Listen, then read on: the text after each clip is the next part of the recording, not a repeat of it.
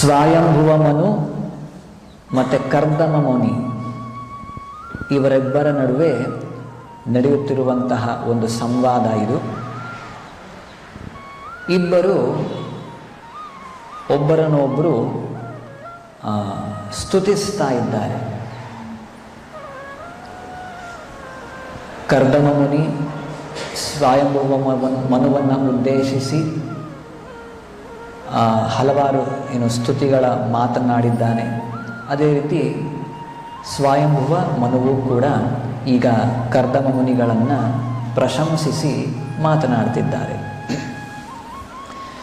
ಈ ಶ್ಲೋಕದಲ್ಲಿ ಹೇಳೋದು, ಅತೋ ಹಿ ಅನ್ಯೋನ್ಯಂ ಆತ್ಮಾನಂ ಬ್ರಹ್ಮ ಕ್ಷತ್ರಂ ಚ ರಕ್ಷತಃ. ಬ್ರಹ್ಮ ಅಂದರೆ ಬ್ರಾಹ್ಮಣರು, ಕ್ಷತ್ರ ಅಂದರೆ ಕ್ಷತ್ರಿಯರು, ಅನ್ಯೋನ್ಯಂ ರಕ್ಷತಃ ಪರಸ್ಪರರು ತಮ್ಮನ್ನು ತಾವೂ ರಕ್ಷಿಸಿಕೊಳ್ತಾರೆ ಮತ್ತು ಇತರರನ್ನು ರಕ್ಷಿಸ್ತಾರೆ.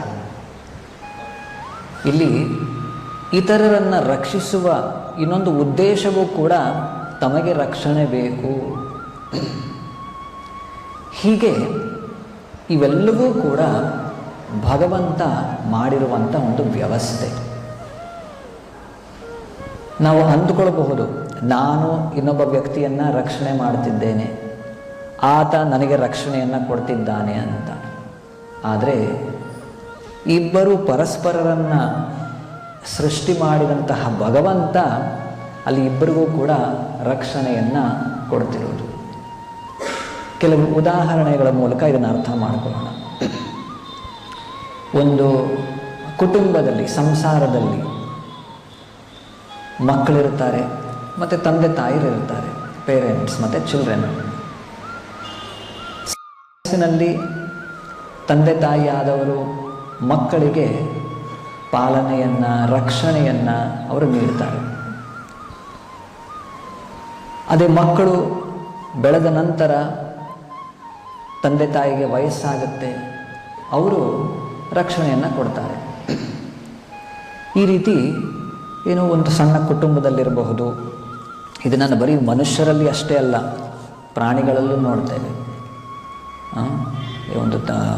ಒಂದು ನಾಯಿ ಇರ್ಬೋದು, ಬೆಕ್ಕಿರ್ಬೋದು, ಒಂದು ಪಕ್ಷಿ ಇರ್ಬೋದು, ಅದರ ಮಕ್ಕಳಿಗೆ ರಕ್ಷಣೆಯನ್ನು ನೀಡುತ್ತದೆ.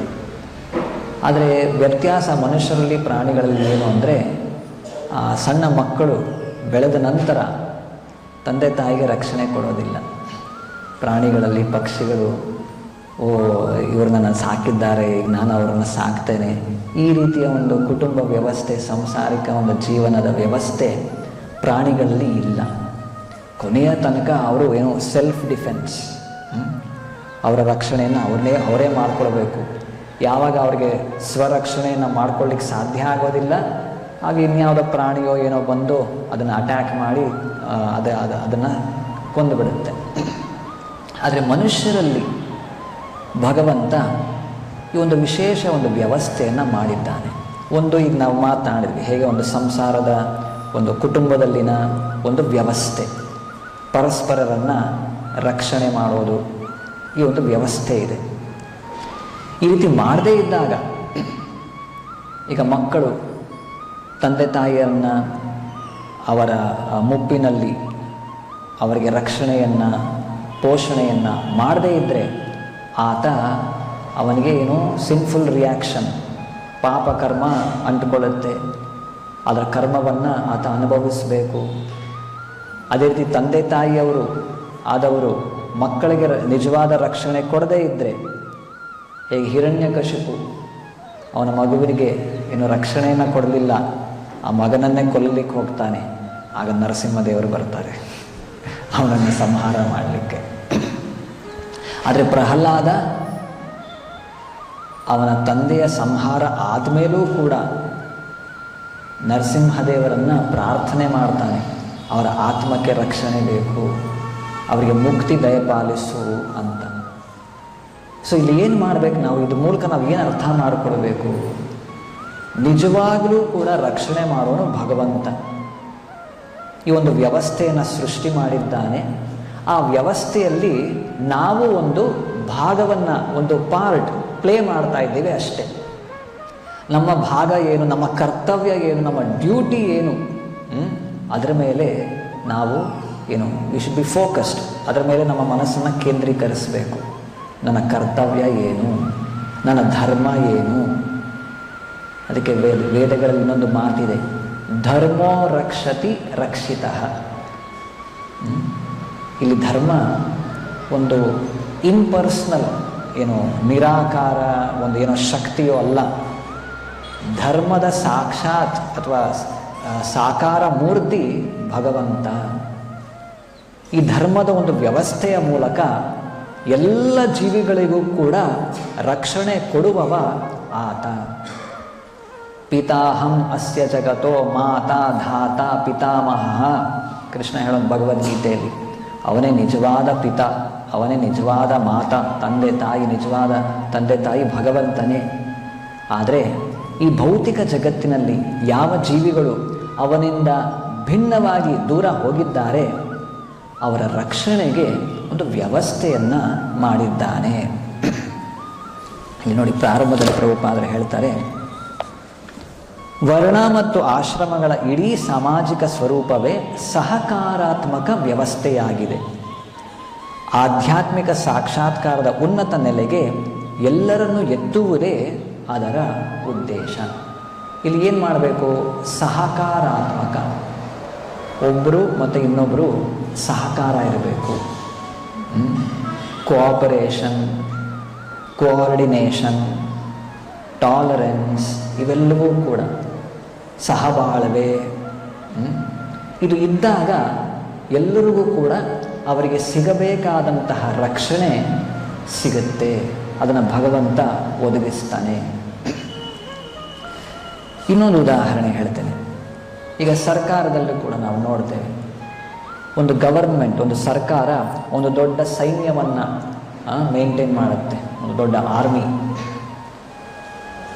ಆ ಸೈನ್ಯವನ್ನು ಮೇಂಟೈನ್ ಮಾಡಬೇಕು ಅಂದರೆ ಅದು ಅಷ್ಟು ಸುಲಭ ಅಲ್ಲ. ಅವರಿಗೆ ಪ್ರತಿದಿನ ಊಟ, ಅವರಿಗೆ ಬಟ್ಟೆ, ವಸತಿ ಎಲ್ಲವನ್ನು ಕೂಡ ಅವರಿಗೆ ಕೊಟ್ಟು ಅವ್ರನ್ನ ಮೇಂಟೈನ್ ಮಾಡಬೇಕು. ಅದೇ ಯುದ್ಧದ ಸಂದರ್ಭ ಬಂದಾಗ ಆ ಒಂದು ದೊಡ್ಡ ಸೈನ್ಯ ಆ ಸರ್ಕಾರದ ಇರಬಹುದು, ಆ ದೇಶದ ರಕ್ಷಣೆಗೆ ಮುಂದೆ ಬರ್ತಾರೆ. ಆ ಸರ್ಕಾರದವರು ಅಲ್ಲಿ ಸೈನಿಕರಿಗೆ ಸರಿಯಾದ ಊಟದ ವ್ಯವಸ್ಥೆ ಮಾಡಿಲ್ಲ, ಅವರಿಗೆ ಇರುವ ಒಂದು ಅವರ ಸವಲತ್ತುಗಳು, ಅವಶ್ಯಕತೆಗಳನ್ನು ಪೂರೈಸದೇ ಇದ್ದಾಗ, ಯುದ್ಧದ ಸಂದರ್ಭ ಬಂದಾಗ ಆ ಸೈನಿಕರೆಲ್ಲರೂ ಕೂಡ ಪಲಾಯನ ಮಾಡಿಬಿಡ್ತಾರೆ ಅಷ್ಟೇ. ಯಾರು ಅಲ್ಲಿ ನಿಂತು ಯುದ್ಧ ಮಾಡೋದಿಲ್ಲ. ಅದೇ ರೀತಿ ಇನ್ನೊಂದು ಭಗವದ್ಗೀತೆಯಲ್ಲಿ 3ನೇ ಅಧ್ಯಾಯದಲ್ಲಿ ಕೃಷ್ಣ ಹೇಳೋದು ಹೇಗೆ, ಈ ಸೃಷ್ಟಿಯ ಪ್ರಾರಂಭದಲ್ಲಿ ಇನ್ನೊಂದು ವ್ಯವಸ್ಥೆಯನ್ನು ಮಾಡಿದ್ದಾನೆ. ಯಾವುದು ಆ ವ್ಯವಸ್ಥೆ? ದೇವಾನ್ ಭಾವಯತ ಅನೇನ, ಅದು ಹಿಂದಿನ ಶ್ಲೋಕ. ಸಹಯಜ್ಞ ಪ್ರಜಾ ಸೃಷ್ಟ್ವ ಪುರೋವಾಚ ಪ್ರಜಾಪತಿ ಅನೇನ ಪ್ರಸವಿಸ್ವಧ್ವಂ ಏಷವೋ ಅಸ್ತು ಇಷ್ಟಕಾಮಧುಕ್. ಭಗವಂತ ಈ ಸೃಷ್ಟಿಯ ಪ್ರಾರಂಭದಲ್ಲಿ ಏನು ಮಾಡ್ತಾನೆ ಅಂದರೆ, ಸಹಯಜ್ಞ ಪ್ರಜಾ ಸೃಷ್ಟ್ವ. ಪ್ರಜಾ ಅಂದರೆ ಮನುಷ್ಯರು, ದೇವತೆಗಳು, ಇವರನ್ನೆಲ್ಲರನ್ನು ಸೃಷ್ಟಿ ಮಾಡ್ತಾನೆ.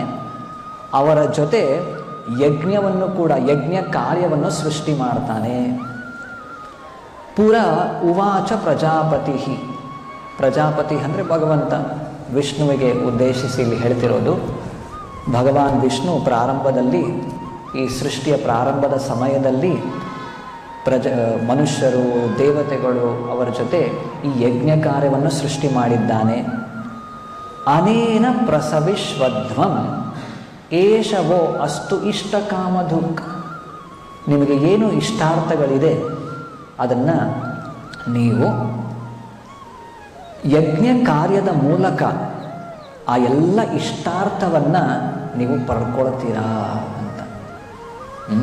In the beginning of the creation, the Lord of all creatures sent for generations of men and demigods, ಮನುಷ್ಯರು ಮತ್ತು ದೇವತೆಗಳು, along with sacrifices for Vishnu, and blessed them by saying, be thou happy by this yajna because its performance will bestow upon you all desirable things. ಯಜ್ಞ ಕಾರ್ಯವನ್ನು ಮಾಡಿ ನಿಮಗೆ ಇಷ್ಟಾರ್ಥಗಳನ್ನು ಎಲ್ಲವನ್ನು ಕೂಡ ನೀವು ಪಡ್ಕೊಳ್ಳಿ. ಮುಂದೆ ಕೃಷ್ಣ ಹೇಳೋದು, ದೇವಾನ್ ಭಾವಯತ ಅನೇನ ತೇ ದೇವ ಭಾವಯಂತು ವಹ ಪರಸ್ಪರಂ ಭಾವಯಂತಹ ಶ್ರೇಯ ಪರಂ ಅವಾಪ್ಸ್ಯತ. ಇಲ್ಲಿ ದೇವಾನ್ ಭಾವಯತ ಅನೇನ, ಎಲ್ಲ ಪ್ರಜೆಗಳು ದೇವತೆಗಳನ್ನು ಅವರಿಗೆ ತೃಪ್ತಿಪಡಿಸಬೇಕು ಯಜ್ಞಕಾಲದ ಮೂಲಕ.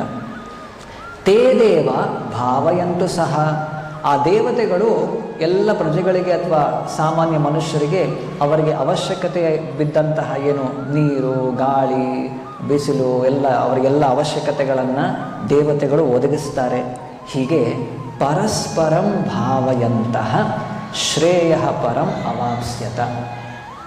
ಹೀಗೆ ಪರಸ್ಪರರಲ್ಲಿ ಒಂದು ಕೋಆಪರೇಷನ್ ಇದ್ಕೊಂಡು ಪರಸ್ಪರರಲ್ಲಿ ಅವ್ರಿಗೇನು ಬೇಕು ಇದನ್ನು ಒಂದು ಯಜ್ಞ ಕಾರ್ಯದ ಮೂಲಕ ಮಾಡಿ ಅವ್ರಿಗೇನು ಬೇಕೋ ಅವರು ಪಡ್ಕೊಳ್ಬಹುದು. ಇದು ಕೂಡ ಭಗವಂತ ಸೃಷ್ಟಿಯ ಪ್ರಾರಂಭದಲ್ಲಿ ಮಾಡಿದಂತಹ ಒಂದು ವ್ಯವಸ್ಥೆ. ಇಲ್ಲಿ ಕೆಲವೊಮ್ಮೆ ಏನಾಗುತ್ತೆ, ಸಾಮಾನ್ಯ ಮನುಷ್ಯರು ಯಜ್ಞ ಕಾರ್ಯವನ್ನು ಮಾಡೋದಿಲ್ಲ. ಏನು ಅಜ್ಞಾನಿಗಳ ರೀತಿ, ಎಲ್ಲ ನಾನು ಏನು ಕಾಣಿಸ್ತಾ ಇದೆ ಎಲ್ಲರೂ ನನ್ನದೇ, ನನಗೇನು ಬೇಕೋ ತೊಗೊಳ್ತೇನೆ, ನನ್ನ ಇಂದ್ರಿಯ ತೃಪ್ತಿಗೆ ಬಳಸ್ಕೊಳ್ತೇನೆ. ಈ ರೀತಿ ಮಾಡಿದಾಗ ಏನಾಗುತ್ತೆ, ಅವರಿಗೆ ಎಲ್ಲ ಸಪ್ಲೈ ಕಟ್ ಆಗುತ್ತೆ. ದೇವತೆಗಳು ಅವರಿಗೆ ಸಿಗಬೇಕಾದಂತಹ ವ್ಯವಸ್ಥೆಯನ್ನು ಅವರು ಮಾಡೋದಿಲ್ಲ. ಅದೇ ಕೆಲವೊಮ್ಮೆ ಯಜ್ಞ ಕಾರ್ಯಗಳನ್ನು ಮಾಡ್ತಾರೆ, ದೇವತೆಗಳು ಅರೆ ನಾನು ಕೊಟ್ಟರೆ ಇವರು ಬದುಕ್ತಾರೆ, ನಾನು ಸಪ್ಲೈ ಮಾಡದೇ ಇದ್ದರೆ ಇವರು ಯಾರು ಜೀವನ ನಡೆಸಲಿಕ್ಕೆ ಆಗೋದಿಲ್ಲ, ಈ ರೀತಿ ಅಹಂಕಾರದಿಂದ ಮೆರೆದ್ರೆ, ಇಂದ್ರನ ಉದಾಹರಣೆ ನಾವು ನೋಡಿದ್ದೇವೆ. ಗೋವರ್ಧನ ಲೀಲೆ ಸಮಯದಲ್ಲಿ ಹೇಗೆ ವ್ರಜ ನಿವಾಸಿಗಳು ಎಲ್ಲರೂ ಕೂಡ ಕೃಷ್ಣನ ಒಂದು ಅಷ್ಟು ನಿಕಟವರ್ತಿಗಳಾಗಿರ್ತಾರೆ. ಅವರ ಎಲ್ಲ ಚಟುವಟಿಕೆಗಳು ಭಗವಂತನ ಮೇಲೆ ಕೇಂದ್ರೀಕರಿಸಿರುತ್ತೆ. ಆದರೂ ಕೂಡ ಇದನ್ನು ಅರ್ಥ ಮಾಡಿಕೊಳ್ಳದೆ ಇಂದ್ರದೇವ ಅವರಿಗೆ ಶಿಕ್ಷೆಯನ್ನು ನೀಡಲಿಕ್ಕೆ ಹೋಗ್ತಾನೆ. ಇಡೀ ವೃಂದಾವನವನ್ನೇ ನೀರಿನಿಂದ ಆವೃತಗೊಳಿಸಿ ನಾಶ ಮಾಡಬೇಕು ಅಂತ ಮುಂದಾಗ್ತಾನೆ. ಆಗ ಭಗವಂತ ಅವರಿಗೆ ರಕ್ಷಣೆ ಕೊಡಲಿಕ್ಕೆ ಒಂದು ದೊಡ್ಡ ಪರ್ವತವನ್ನೇ ತನ್ನ ಕಿರುಬೆರಳಿನಲ್ಲಿ ಎತ್ತಿ ಹಿಡಿತಾನೆ. ಈ ಎಲ್ಲ ಕಥೆಗಳ ಮೂಲಕ ನಾವು ಏನು ಅರ್ಥ ಮಾಡ್ಕೊಳ್ಬೇಕು, ನಿಜವಾದ ರಕ್ಷಣೆ ಕೊಡೋವನು ಭಗವಂತ, ನಿಜವಾಗ್ಲೂ ನಮ್ಮನ್ನು ಪಾಲನೆ ಮಾಡ್ತಿರೋವನು ಭಗವಂತ. ನಮಗೆ ಇನ್ನೊಬ್ಬ ವ್ಯಕ್ತಿಯ ಮೂಲಕ, ಇನ್ನೊಂದು ಜೀವಿಯ ಮೂಲಕ ನಮಗೆ ಒಂದು ನಮಗೆ ಬೇಕಾದಂತಹ ಅವಶ್ಯಕತೆಗಳು ನಮಗೆ ಸಿಗ್ತಿರಬಹುದು. ಆದರೆ ಕೊಡ್ತಿರುವಂತಹ ವ್ಯಕ್ತಿ ಅವನಲ್ಲ, ಭಗವಂತ. ಇದು ನಮಗೆ ನೆನಪಿರಬೇಕು. ಪ್ರಭುಪಾದರು ಕೂಡ ಒಮ್ಮೆ ರಷ್ಯಾಗೆ ಹೋದಾಗ ಅಲ್ಲಿ ಈ ಕಮ್ಯುನಿಸ್ಟ್ ಗವರ್ಮೆಂಟ್ ಅದರ ಬಗ್ಗೆ ಮಾತನಾಡ್ತಾರೆ. ಇಲ್ಲಿ ಕಮ್ಯುನಿಸ್ಟ್ ಗವರ್ಮೆಂಟ್ ಅವ್ರಿಗೇನು ಅಂದರೆ ಅವರು ದೇವರನ್ನ ನಂಬೋದಿಲ್ಲ.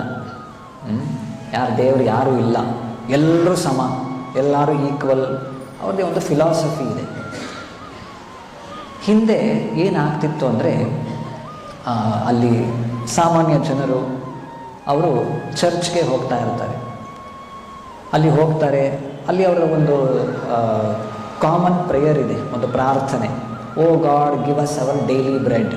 ಓ ಭಗವಂತ, ನಮಗೆ ಏನು ನಮಗೆ ಪ್ರತಿದಿನ ನಮಗೆ ಅವಶ್ಯಕತೆಗಳು, ಆಹಾರವನ್ನು ನೀಡು. ಈ ರೀತಿ ಅವರೊಂದು ಪ್ರಾರ್ಥನೆ ಇದೆ. ಅಲ್ಲಿ ಹೋಗ್ತಾರೆ, ಅಲ್ಲಿ ಹೋಗಿ ಚರ್ಚ್ನಲ್ಲಿ ಈ ರೀತಿ ಪ್ರಾರ್ಥನೆಯನ್ನು ಸಲ್ಲಿಸ್ತಾರೆ. O God give us our daily bread ಅಂತ. ಅಲ್ಲಿ ಒಳಗಡೆ ಹೋಗಿ ಪ್ರಾರ್ಥನೆ ಮಾಡಿ ಹೊರಗೆ ಬರ್ತಾರೆ. ಆಗ ಈ ಕಮ್ಯುನಿಸ್ಟ್ ಲೀಡರ್ಸ್ ಯಾರು ಇರ್ತಾರೋ ಅವ್ರು ಕೇಳ್ತಾರೆ, ಓ ನಿಮಗೆ ಬ್ರೆಡ್ ಸಿಗ್ತಾ? ನೀವು ಹೋಗಿ ಅಲ್ಲಿ ಕೇಳಿದ್ರಿ, ನಿಮ್ಗೆ ಎಲ್ಲಿ ಬ್ರೆಡ್ ಬಂತಾ? ಅವ್ರು ಇಲ್ಲ, ನಮಗೆ ಬ್ರೆಡ್ ಸಿಕ್ಕಿಲ್ಲ, ನಮ್ಗೆ ಹೊಟ್ಟೆ ಹಸಿವಾಗ್ತಾ ಇದೆ, ನಮಗೆ ಹಣ ಇಲ್ಲ, ಊಟ ಇಲ್ಲ. ಸರಿ, ಹೋಗಿ ಕಮ್ಯುನಿಸ್ಟ್ ಲೀಡರ್ಸ್ ಇವ್ರನ್ನ ಕೇಳಿ, O communist leader give us our daily bread, ನಮಗೆ ಬ್ರೆಡ್ ಕೊಡಿ, ಹೊಟ್ಟೆ ಹಸಿವಾಗ್ತಾ ಇದೆ. ಅವ್ರು ಕೊಡ್ತಾರೆ ಬ್ರೆಡ್ಡನ್ನು. ಓ ನಮಗೆ ಇವರು ಬ್ರೆಡ್ ಕೊಡ್ತಾ ಇದ್ದಾರೆ, ಇವರು ನಮಗೆ ಊಟ ಕೊಡ್ತಾ ಇದ್ದಾರೆ, ಇವರೇ ನಮ್ಮ ದೇವರು. ಏನು ಮಾಡೋದು, ಸಾಮಾನ್ಯ ಜನರಿಗೆ ಆ ಬ್ರೆಡ್ ಮಾಡಲಿಕ್ಕೆ ಗೋಧಿಯೋ ಅಥವಾ ಎಲ್ಲಿಂದ ಬಂತು ಅದೆಲ್ಲವನ್ನು ಕೂಡ ಅರ್ಥ ಮಾಡ್ಕೊಳ್ಳೋ, ಆ ವ್ಯವಸ್ಥೆಯನ್ನು ಅರ್ಥ ಮಾಡಿಕೊಳ್ಳುವಂತಹ ಒಂದು ಜ್ಞಾನ ಅವರಿಗೆ ಇಲ್ಲ. ಎಲ್ಲೋ ಇವ್ರು ಹೋಗಿ ಭಿಕ್ಷೆ ಬೇಡ್ತಾ ಇದ್ದಾರೆ, ಅವ್ರು ಕೊಡ್ತಾ ಇದ್ದಾರೆ, ಓ ಇವರೇ ನನ್ನನ್ನು ಸಾಕ್ತಿರೋದು ಅಂತ ತಪ್ಪಾಗಿ ಅರ್ಥ ಮಾಡಿಕೊಳ್ತಾರೆ. ಹಾಗಾಗಿ ನಾವು ಭಗವದ್ಗೀತೆ ಭಾಗವತದ ಮೂಲಕ ನಮ್ಮ ಒಂದು ತಿಳುವಳಿಕೆ ಸ್ಪಷ್ಟವಾಗಿ ನಮಗೆ ಗೊತ್ತಿರಬೇಕು. ನಮ್ಮ ನಿಜವಾದ ರಕ್ಷಕ ಭಗವಂತ. ಆತ ಮಾಡಿರುವ ಒಂದು ವ್ಯವಸ್ಥೆಯ ಮೂಲಕ ನಮಗೆ ಬೇಕಾದಂಥ ಎಲ್ಲ ರಕ್ಷಣೆ ನಮಗೆ ಸಿಗ್ತಾ ಇದೆ. ಹೀಗಂದ ಮಾತ್ರಕ್ಕೆ ಯಾರು ನಮಗೆ ರಕ್ಷಣೆ ಕೊಡ್ತಿದ್ದಾರೆ ಅವರಿಗೆ ಅಗೌರವವನ್ನು ತೋರಿಸಬೇಕು ಅಂತ ಎಲ್ಲೂ ಹೇಳಿಲ್ಲ. ಈಗ ಮಕ್ಕಳು ತಂದೆ ತಾಯಿಯರು ಅವರಿಗೆ ಬೇಕಾದಂಥ ರಕ್ಷಣೆ ಕೊಡ್ತಾರೆ, ತಂದೆ ತಾಯಿಗೆ ಅಗೌರವವನ್ನು ತೋರಿಸ್ಬೇಕು ಅಂತ ಎಲ್ಲೂ ಹೇಳೋದಿಲ್ಲ. ಅವರಿಗೆ ಸಿಗಬೇಕಾದಂತಹ ಗೌರವವನ್ನು ನಾವು ಕೊಡಬೇಕು. ಆದರೆ ದೇವರು ಯಾರೂ ಇಲ್ಲ, ಇವರೇ ದೇವರು, ಈ ರೀತಿ ಎಲ್ಲ ಹೇಳೋದು ತಪ್ಪಾಗತ್ತೆ. ಇಷ್ಟೇ.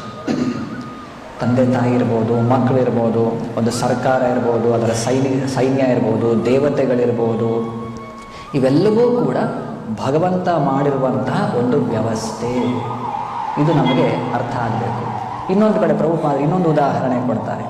ಹೇಗೆ ಒಂದು ವಾಚ್ ಫ್ಯಾಕ್ಟ್ರಿ, ಕೈ ಗಡಿಯಾರ, ಆ ಫ್ಯಾಕ್ಟ್ರಿನಲ್ಲಿ ಪ್ರತಿಯೊಂದು ಗಡಿಯಾರವೂ ಕೂಡ ಒಂದು ಎಷ್ಟು ದೊಡ್ಡ ಒಂದು ಯಂತ್ರಗಳಿರುತ್ತೆ, ಮಷಿನರಿ. ಅದರ ಮೂಲಕ ಎಲ್ಲ ಬಹಳಷ್ಟು ಬೇರೆ ಬೇರೆ ಸಣ್ಣ ಪಾರ್ಟ್ಸ್ ಅದೆಲ್ಲ ಅಸೆಂಬಲ್ ಮಾಡಿ ಕೊನೆಯಲ್ಲಿ ಒಂದು ಕೈ ಗಡಿಯಾರ ತಯಾರಾಗುತ್ತೆ. ಪ್ರತಿಯೊಂದು ಗಡಿಯಾರವೂ ಕೂಡ ಆ ಎಲ್ಲ ಒಂದು ಪ್ರಾಸೆಸ್ ಅದರಿಂದ ಬರಬೇಕಾಗತ್ತೆ, ಆ ಯಂತ್ರದ ಮೂಲಕವೇ ಬರಬೇಕು. ಆದರೆ ಭಗವಂತನ ಸೃಷ್ಟಿ ಹೇಗಿದೆ? ಪ್ರಭುಪಾದರು ಹೇಳ್ತಾರೆ ಒಂದು ಕಡೆ, ಆತ ಪ್ರತಿಯೊಂದು ಕೈ ಗಡಿಯಾರವನ್ನು ಸೃಷ್ಟಿ ಮಾಡಬೇಕು ಅಂತಿಲ್ಲ. ಒಂದು ಗಂಡು ಒಂದು ಹೆಣ್ಣನ್ನು ಸೃಷ್ಟಿ ಮಾಡಿದ್ದಾನೆ, ಅವರಿಬ್ಬರ ಒಂದು ಸಂಬಂಧದಿಂದ ಮಕ್ಕಳಾಗತ್ತೆ, ಮತ್ತು ಇನ್ನೊಂದು ಗಂಡು, ಹೀಗೆ ಈ ಒಂದು ಸೃಷ್ಟಿ ಅಥವಾ ಈ ಒಂದು ಕ್ರಿಯೇಷನ್ ಸತತವಾಗಿ ನಡ್ಕೊಂಡು ಹೋಗ್ಬಿಡುತ್ತೆ. ಪ್ರಭುಪಾದರು ಪ್ರಶ್ನೆ ಮಾಡ್ತಾರೆ, ಹೇಗೆ ನೀವು ಇದೇ ರೀತಿ ಒಂದು ವಾಚ್ ಮಾಡಿ, ಒಂದು ಮೇಲ್ ವಾಚ್ ಇನ್ನೊಂದು ಫೀಮೇಲ್ ವಾಚ್, ಅದ್ರ ಮೂಲಕ ಸತತವಾಗಿ ವಾಚಸ್ ಹಾಗೆ ಸೃಷ್ಟಿ ಆಗ್ತಿರಬೇಕು, ಅದು ನಿಮಗೆ ಮಾಡಲಿಕ್ಕೆ ಆಗೋದಿಲ್ಲ, ಅದು ಭಗವಂತನಿಗಷ್ಟೇ ಸಾಧ್ಯ. ಹೀಗೆ ಇದೇ ನಮಗೆ ಮತ್ತು ಭಗವಂತನಿಗೆ ಇರುವಂಥ ವ್ಯತ್ಯಾಸ.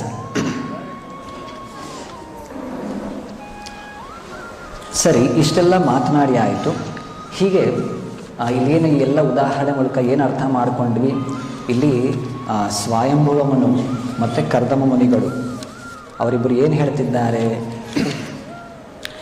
ಅತೋ ಹಿ ಅನ್ಯೋನ್ಯಂ ಆತ್ಮಾನಂ ಬ್ರಹ್ಮ ಕ್ಷತ್ರಂ ಚ ರಕ್ಷತಃ. ಬ್ರಾಹ್ಮಣರು ಕ್ಷತ್ರಿಯರಿಗೆ ರಕ್ಷಣೆಯನ್ನು ಕೊಡಬೇಕು, ಕ್ಷತ್ರಿಯರು ಬ್ರಾಹ್ಮಣರಿಗೆ ರಕ್ಷಣೆಯನ್ನು ಕೊಡಬೇಕು. ಪರಸ್ಪರಂ ರಕ್ಷತಿ ಸ್ಮ ಅವ್ಯಯೋ ದೇವಃ ಸಯಃ ಸದ್ ಅಸದ್ ಆತ್ಮಕಃ. ಭಗವಂತನೇ, he is the cause and effect, ಎರಡೂ ಕೂಡ ಅವನೇ. ಈ ಒಂದು ವ್ಯವಸ್ಥೆಯ ಮೂಲಕ ಎಲ್ಲರಿಗೂ ಆತ ರಕ್ಷಣೆ ಕೊಡ್ತಾ ಇದ್ದಾನೆ. ಈಗ ಯಾರು ಕೇಳ್ಬೋದು, ಸರಿ ಬ್ರಾಹ್ಮಣರು ಹೌದು, ಅವರು ಭಾಳ ಅವರು ಉಪವಾಸವನ್ನು ಮಾಡ್ತಾರೆ, ಬಹಳಷ್ಟು ನಿಷ್ಠೆಯಿಂದ ಅವರು ಜೀವನವನ್ನು ನಡೆಸ್ತಾರೆ, ಭಿಕ್ಷೆಯನ್ನು ಬೇಡಿ ಅವರು ಜೀವನ ನಡೆಸೋದು, ಅವರಿಗೆ ಅಷ್ಟು ದೇಹ ಬಲ ಇರಬಹುದು ಅಥವಾ ಹಣ ಬಲ ಇರಬಹುದು, ಅವ್ರಿಗೇನೂ ಇಲ್ಲ. ಸರಿ, ಅವರಿಗೆ ರಕ್ಷಣೆ ಬೇಕು. ಕ್ಷತ್ರಿಯರಿಗೆ ಯಾಕೆ ರಕ್ಷಣೆ ಬೇಕು? ಅವರೆಲ್ಲ ಫುಲ್ ಪವರ್ಫುಲ್ ಇರ್ತಾರೆ, ಎಲ್ಲ ಜನ ಧನ ಬಲ ಎಲ್ಲ ಅವ್ರ ಕೈಲಿರುತ್ತೆ, ಅವರಿಗೆ ರಕ್ಷಣೆ ಬೇಕಾ? ಹೌದು, ಎಲ್ಲರಿಗಿಂತ ಜಾಸ್ತಿ ರಕ್ಷಣೆ ಬೇಕು. ಯಾಕೆ ಅಂದರೆ ಯಾರಲ್ಲಿ ಬಲ ಪೌರುಷ ಅಥವಾ ಹಣ ಧನ ಜನ ಇದೆಲ್ಲ ಇದ್ದಾಗ ಅವರ ಅಹಂಕಾರವೇ ಅವರನ್ನು ನಾಶ ಮಾಡಿಬಿಡುತ್ತೆ. ಈಗ ಆ ವ್ಯಕ್ತಿ ಕ್ಷತ್ರಿಯ ಆಗಿರಬಹುದು, ಅವನಲ್ಲಿ ಎಲ್ಲ ಬಲ ತೇಜಸ್ಸು ಎಲ್ಲವೂ ಇದೆ, ಅದನ್ನು ಭಗವಂತನ ಆದೇಶದ ಅನುಸಾರ ಜನರ ರಕ್ಷಣೆಗೆ ಆತ ಬಳಸದೇ ಇದ್ದರೆ ಆತ ಅದೇ ಹಣ ಇರಬಹುದು, ಒಂದು ಸವಲತ್ತು ಶಕ್ತಿ ಇರಬಹುದು, ಅದರಿಂದ ಆತ ನಾಶ ಆಗ್ತಾನೆ, ಅವನು ಪಾಪಕೃತ್ಯದಲ್ಲಿ ತೊಡಗುತ್ತಾನೆ. ಹೀಗೆ ಆ ಕ್ಷತ್ರಿಯನಿಗೆ ಯಾವ ರೀತಿಯ ರಕ್ಷಣೆ ಬೇಕಾಗಿದೆ ಬ್ರಾಹ್ಮಣರಿಂದ?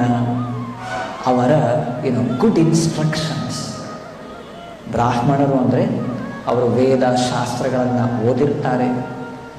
ಭಗವಂತನ ಇಡೀ ಒಂದು ಸೃಷ್ಟಿಯ ವ್ಯವಸ್ಥೆಯನ್ನು ಅವರು ಅರ್ಥ ಮಾಡಿಕೊಂಡಿರ್ತಾರೆ ಶಾಸ್ತ್ರಗಳ ಮೂಲಕ. ಭಗವಂತನ ಒಂದು ಇಂಗಿತ ಏನು, ಯಾವ ರೀತಿ ಈ ಸಮಾಜದ ಒಂದು ವ್ಯವಸ್ಥೆ ಆಗಬೇಕು, ಈ ಎಲ್ಲವನ್ನು ಕೂಡ ಅವರು ಶಾಸ್ತ್ರದ ಮೂಲಕ ಅರ್ಥ ಮಾಡಿಕೊಂಡಿರ್ತಾರೆ. ಅದರ ಪ್ರಕಾರ ಕ್ಷತ್ರಿಯರಿಗೆ ಉಪದೇಶವನ್ನು ಅವರು ನೀಡುತ್ತಾರೆ, ಇನ್ಸ್ಟ್ರಕ್ಷನ್ಸ್.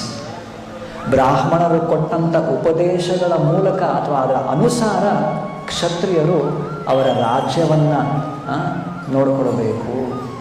ಅವರು ಕೊಟ್ಟಂತಹ ಉಪದೇಶದ ಅನುಸಾರ ಅವರು ಅವರ ಕರ್ತವ್ಯದಲ್ಲಿ ತೊಡಗಬೇಕು.